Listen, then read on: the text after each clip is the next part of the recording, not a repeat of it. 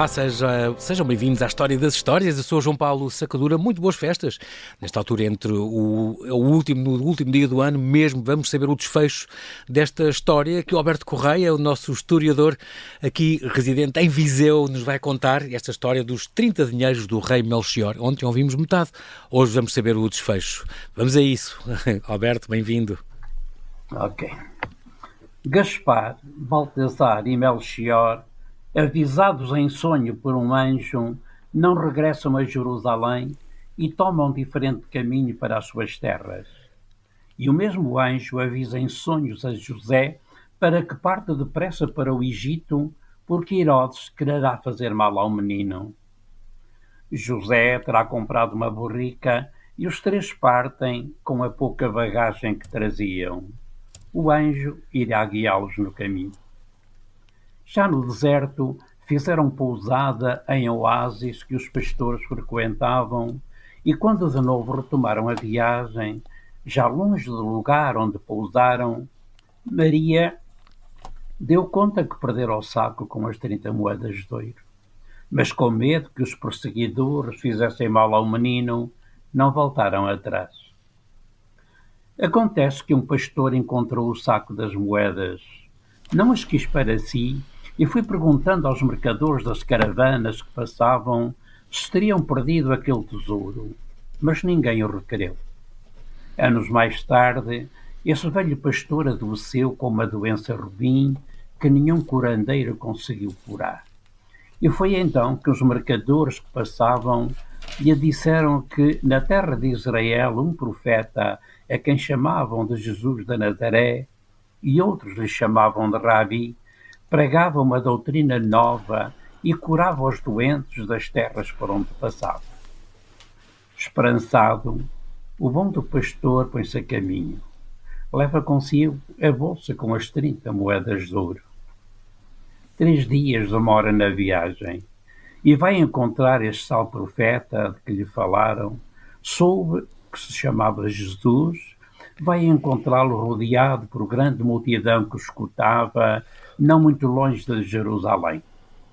Ficou a ouvir e acreditou que o tal Rabi tinha o poder para curar as maleitas de que sofria.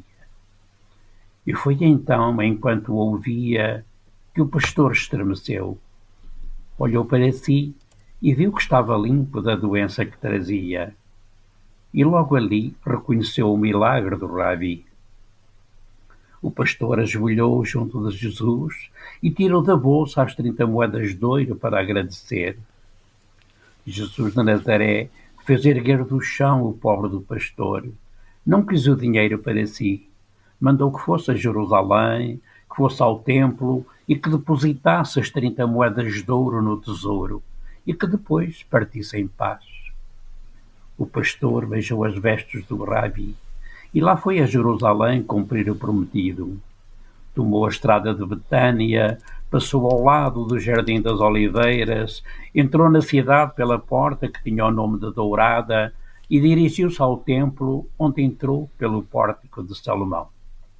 Recebe-o um sacerdote.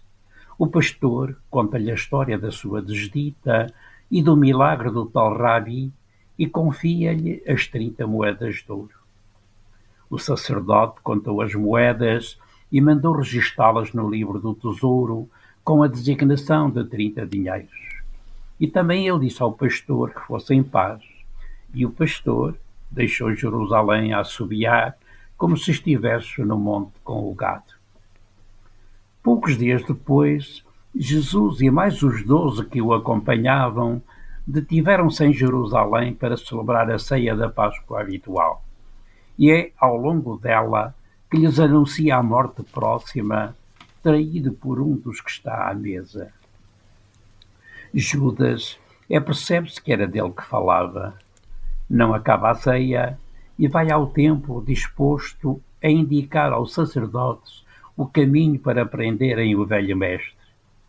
O sumo sacerdote fez-lhe entrega das 30 moedas de ouro que requerera em pagamento. E já à noite adiantada, Judas conduz os soldados ao Jardim das Oliveiras, onde Jesus rezava. Deu-lhe um beijo de traição, e o seu velho mestre foi preso. No dia seguinte, quando viu o resultado da ação que praticara, o mestre, a caminho do Calvário para ser sacrificado, arrependeu-se do mal que lhe causara. Mas não havia já remédio. Tomou a bolsa das moedas, quis entregar ao sacerdote as moedas da traição, mas eles não aceitaram esse dinheiro de sangue. Judas espalha-as pelo chão, abandona o templo. Morrerá pouco depois, enforcado nos galhos de uma figueira. Os sacerdotes recolhem as moedas, que eram um preço do sangue.